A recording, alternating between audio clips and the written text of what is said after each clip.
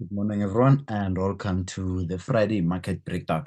Now, guys, as you remember, we've been looking at a few pairs throughout the week, and I did make a few changes. So for today, I'm mainly focused on what on CAD CHF and also gold. So for the past, I think from Monday, I was focused on Euro USD, if I'm not mistaken. So let me show you why I no longer have Euro USD on my watch list, guys. So with Euro USD, the overall direction is still the same in the bias and everything, but I was bothered by this heavy movement that formed. I think it was CPI on Wednesday, so that's why I decided to take Euro USD off my watch list. But overall, it is still playing out just like how we did predict, by giving us what that downward movement to the downside. As you can see, that would have been our first entry. This would have been what another entry that would have executed on this one. And if you can force this one, this can be forced into a continuation like this.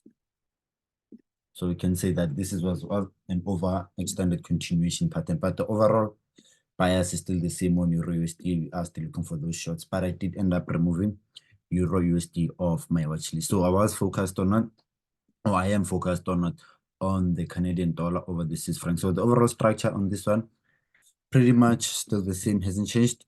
We are having what this ascending higher time frame in this continuation that from the breakout to confirm what those sells to the downside.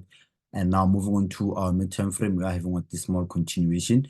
And then on the lower time frame, that's when we are having what these small continuation patterns that you are always using for our interest. So this one already giving us what some small profits.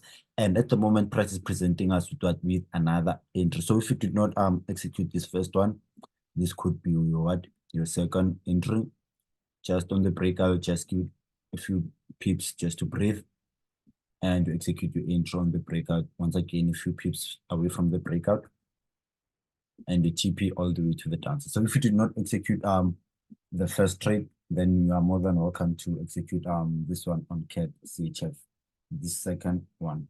So that is how CAD CHF is looking like. And now if you're moving over onto our next pair, we are focused on gold. So I did send gold yesterday. So gold, this is how gold is looking like. Higher time frame, having what this continuation that's from the breakout.